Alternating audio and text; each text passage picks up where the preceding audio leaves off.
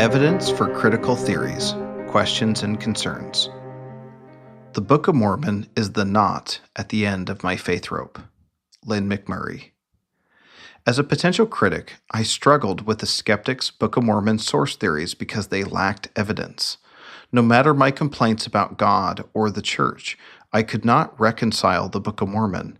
It frustrated me because I could not explain it. At best, some critics' theories have limited parallels or random coincidences, whereas we have the Book of Mormon. It actually exists. There is a place, a time in history, and a writer or translator. Critics have yet to show sufficient evidence beyond loose parallels that Joseph Smith fabricated the Book of Mormon. The uncomfortable truth for critics is that no negative evidence supports their theories of how Joseph Smith created the Book of Mormon. Where is the evidence that Joseph Smith forged metal plates? Did he have experience and knowledge of metalworking? Did he have the resources? Where are the eyewitnesses who saw Joseph Smith etch characters onto metal plates? Where is the evidence that he had or even knew of any of the books listed by critics as potential sources? Where are the witnesses' statements that Joseph had sources with him during the translation? What evidence is there that Joseph Smith had access to maps of Arabia? Where is the evidence that Joseph Smith was familiar with Hebraisms or an intimate knowledge of ancient Egyptian and Hebrew names? Where is the evidence that Joseph Smith had help from other writers? Where are the co-conspirators admitting that it was all a hoax? How about any of the witnesses ever admitting that they lied? Did Oliver Cowdery, David Whitmer, Martin Harris, and the rest ever confess that the angel and the plates that they saw were pretended? One-off explanations, lacking evidence, of Joseph Smith could have done one thing or another got repetitive and old to me. For example, here's a Reddit thread where a critic tries to undermine the incredible feat of the Book of Mormon. I see these sorts of arguments all the time. Here are a few people who had little formal education but went on to do incredible things. Mark Twain, famous writer, dropped out of school at 12 years old. He still managed to write 28 books, including The Adventures of Tom Sawyer. William Shakespeare, famous writer, dropped out of school at 13 years old. He wrote at least 39 plays. Abraham Lincoln, President of the USA, 1 year of formal education. Henry Ford, inventor and engineer, 8th grade education. If Mark Twain and William Shakespeare could self-educate by reading books, so could Joseph Smith. The issue is that these points only strengthen the Book of Mormon's claim of a divine authenticity. Mark Twain, famous writer, dropped out of school at 12 years old. He still managed to write 28 books, including The Adventures of Tom Sawyer. Didn't Mark Twain write his first book, The Innocents Abroad, at age 41? After working as a newspaper editor for 8 years? Isn't that book less than half the size of the Book of Mormon? William Shakespeare, famous writer, dropped out of school at 13 years old. He wrote at least 39 plays. Aren't plays significantly shorter in word count than the Book of Mormon? Aren't Shakespeare's plays an average of 22,595 words, whereas the Book of Mormon is 269,000 words? Did Shakespeare write plays in one draft? Abraham Lincoln, President of the USA, 1 year of formal education. Abraham Lincoln was an incredible example of self-education. Is there any evidence that Joseph Smith was a prolific reader like Abraham Lincoln? Henry Ford, inventor and engineer, 8th grade education. Interesting. What does this have to do with Joseph Smith? If Mark Twain and William Shakespeare could self-educate by reading books, so could Joseph Smith. Did any of these brilliant people write a 269,000-word book in one draft in 65 days? Is there any evidence that Joseph Smith read or even had access to a library of books he would have needed before 1829? Here's another example from critic Zelf on the Shelf on X, Twitter. William Faulkner wrote As I Lay Dying in 6 weeks without a single alteration to the draft. Both Clockwork Orange and On the Road were written in 3 weeks. Dr. Jekyll and Mr. Hyde was written in 3 days. Same story as before. Don't these authorship points only strengthen the case for the Book of Mormon? William Faulkner wrote As I Lay Dying in 6 weeks without a single alteration to the draft. Isn't As I Lay Dying 56,000 words? Wasn't it William Faulkner's third published book? Wasn't he college educated and had plenty of experience in writing before this book? Both Clockwork Orange and On the Road were written in 3 weeks. Weren't Jack Kerouac, author of On the Road, and Anthony Burgess, author of Clockwork Orange, already prolific writers before these works? Wasn't On the Road the final version of a book Jack Kerouac had been trying to write for years? Didn't Jack's publisher reject the first manuscript and request Jack to revise it? Isn't Clockwork Orange 53,000 words? Weren't both Jack Kerouac and Anthony Burgess university educated? Dr. Jekyll and Mr. Hyde was written in 3 days. Isn't Dr. Jekyll and Mr. Hyde 28,668 words? Wasn't the first draft of the book written in 3 days, discarded and rewritten in a version we know today in 3 weeks? Wasn't the author, Robert Stevenson, university educated? Did any of these authors have limited formal education and write a 269,000 word book in one draft in 65 days as their first published work? Brian Hales offers an excellent comparison of authors to Joseph Smith. He compares the author's age, education, book word count, book complexity, and composition timeline. In nearly every category, Joseph Smith is the outlier. When combining all the factors together, no one else is like him. The truth is that there is plenty of evidence for the divine claims of the Book of Mormon.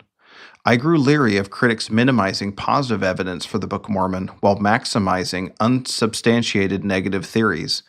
The evidence for the Book of Mormon is persuasive. However, it is also not irrefutable.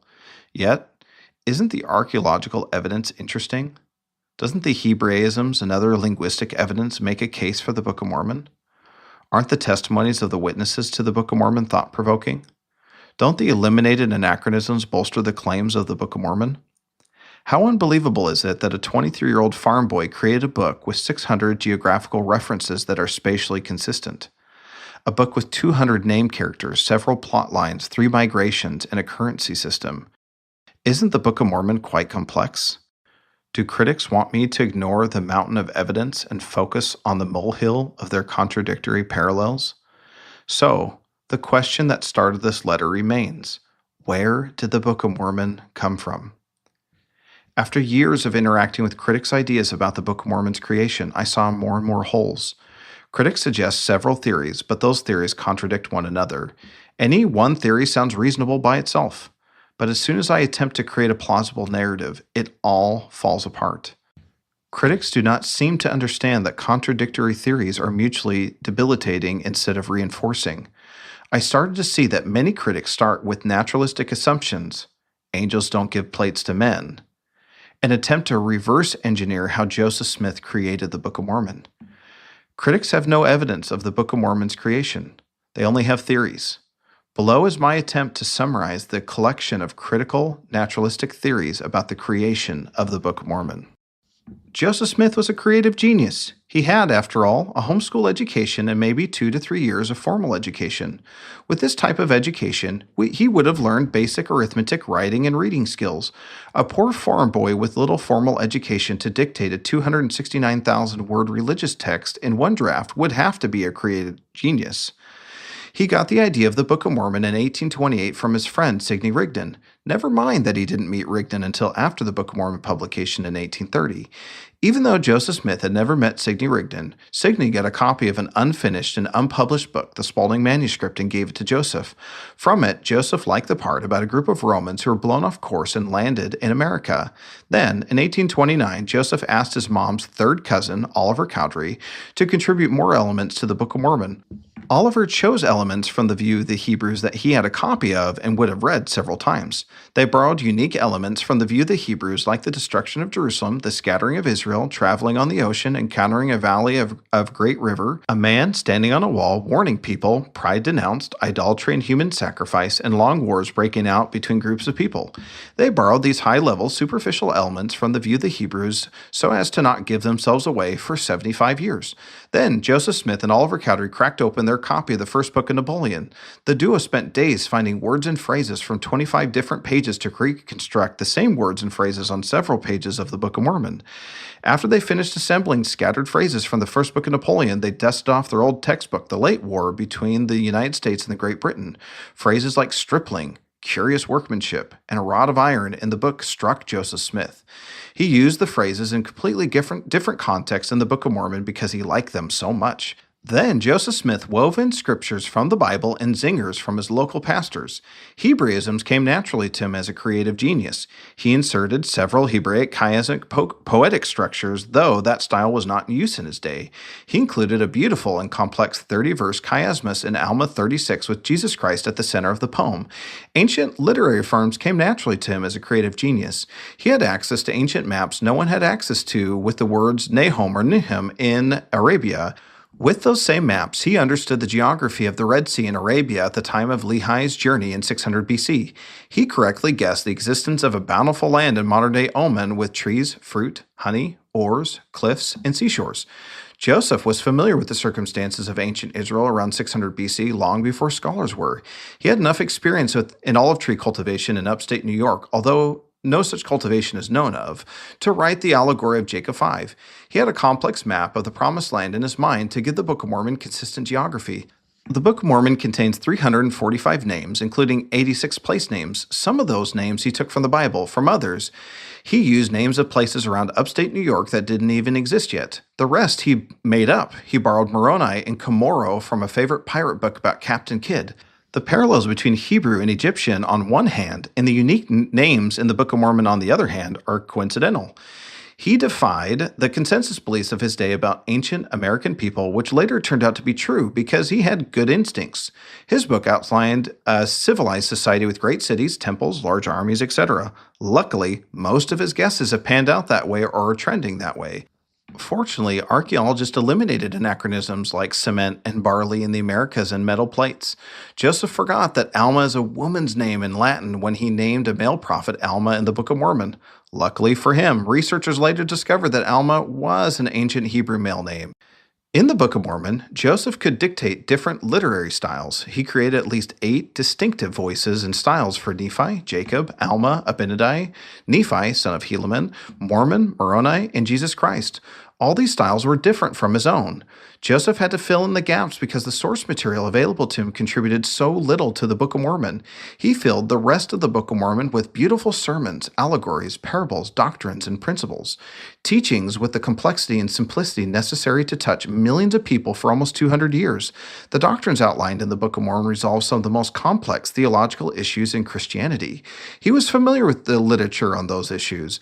As a creative genius, he was good at solving spiritual problems on the fly.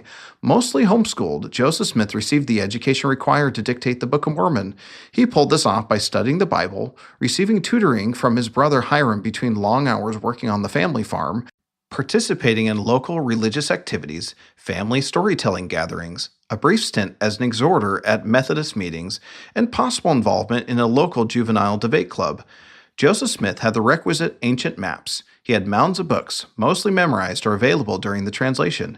He had time to read up on all the material when he was 7 years old and bedridden after his leg surgery in 1813. He hid this source material, perhaps inside his hat. He either hid all the source material from his scribes and other interested parties, or they were part of the scheme too. Because of the excitement about the gold plates, Joseph Smith had to translate quickly. He managed to write the Book of Mormon in a short deadline because he worked great under pressure. The Book of Mormon prophesies that there would be 3 witnesses. Fortuitously, Joseph Smith found 3 men willing to lie to fulfill the prophecy. Oliver Cowdery, Martin Harris, and David Whitmer were so involved in the scheme that they never admitted it, even after their estrangement from the church. The witnesses maintained the narrative even when they, later in life, had every incentive to call out any falsehood in the coming forth of the Book of Mormon. Other witnesses also maintained the narrative of the plates for the rest of their lives, despite their knowledge of its forgery. Joseph Smith was unfamiliar with the Book of Mormon passages because he was so creative. He was so brilliant that he could not recall what he had made. He received comfort from its pages for the rest of his life because it was that good. The Book of Mormon is multivalency. That is because Joseph Smith was a creative genius. Whew. Isn't creative genius code for I have no idea? Critics, is it not fair to say that the Book of Mormon is an anomaly at the very least? The circular visual below is the best critical natural explanation I've ever heard for how Joseph Smith created the Book of Mormon. How much education experience did Joseph Smith have? Enough to write the Book of Mormon. How much education experience was required to write the Book of Mormon? Whatever education Joseph Smith had. How much education experience did Joseph Smith have? Enough to write the Book of Mormon. How much education experience was required to write the Book of Mormon? Whatever education experience Joseph Smith had. And on and on and on. Once I accepted that an angel gave Joseph Smith metal plates and that he translated those plates by the gift and power of God, everything started to make sense to me. When I believed that Joseph Smith was a fraud, pious or not, I could not reconcile that belief with the evidence. Those theories only left me more confused. If critics accept the possibility of the divine, everything else in the evidence will start to make sense to them. For the sincere critic, the Book of Mormon should be a wonder. It seems to emerge from nowhere. People have readily assumed the Book of Mormon was within Joseph Smith's writing ability when it's actually questionable how well it was within his reading ability. Latter-day Saint historian Don Bradley. All the scriptures, including the Book of Mormon, will remain in the realm of faith. Science will not be able to prove or disprove Holy Writ. However, enough plausible evidence will come forth to prevent scoffers from having a field day, but not enough to remove the requirement of faith. Neal A. Maxwell. For 179 years, this book has been examined and attacked, denied and deconstructed, targeted and torn apart like perhaps no other book in modern religious history, perhaps like no other book in any religious history. And still it stands. Failed theories about its origins have been born and parroted and have died, from Ethan Smith to Solomon Spaulding, to deranged paranoid to cunning genius. None of these frankly pathetic answers for this book has ever withstood examination, because there is no other answer than the one Joseph gave as its young unlearned translator.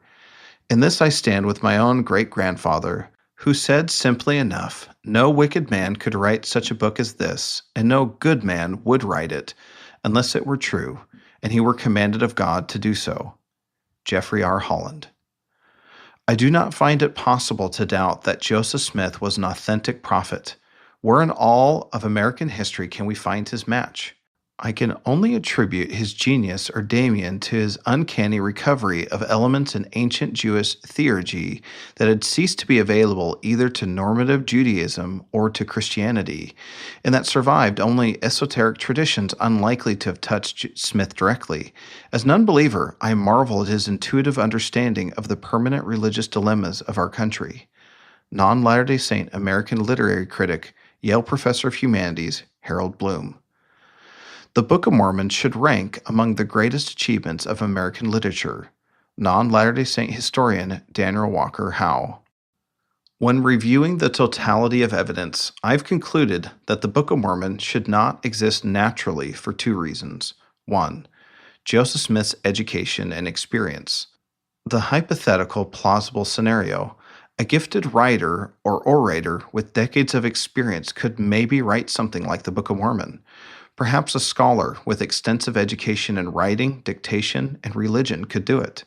At a minimum, they would need sufficient education and experience in ancient Egyptian and Hebrew languages, Israelite traditions, Arabian geography, Mesoamerican culture, battle tactics, and olive tree cultivation. They would need to be clever enough to create distinct voices in their religious text, even though other famous authors during that same period could not do that. They would need mounds of source material, including ancient maps beyond their ability to access. They would need to reference these various sources often. The hypothetical, historical religious book would take years, countless drafts, and multiple editors. The reality: Joseph Smith was 23 years old when he translated the Book of Mormon in one draft in about 65 days. Despite the critics' attempt to explain how he did it, their models do not fit the facts.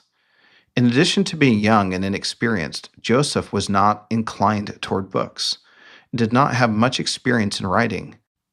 We have no documented public sermons he gave before 1829, and contemporary critics in his day labeled Joseph as an ignoramus. Update. Critics held on to the uneducated farmer Joseph writing a nonsense Book of Mormon narrative until people started reading it.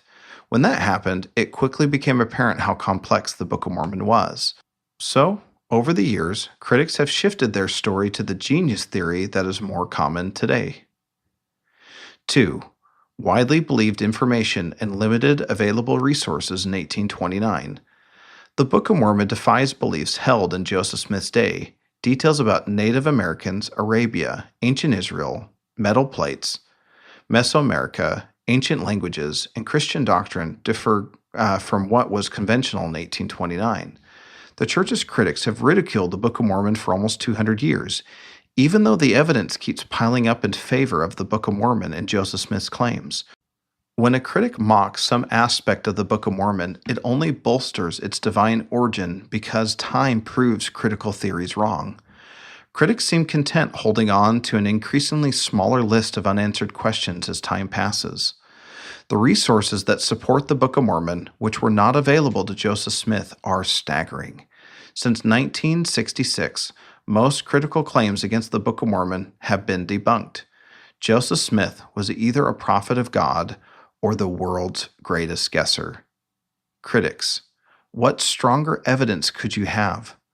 What does evidence look like? What is good enough evidence? It is not just that the Book of Mormon teaches us truth, though it indeed does that.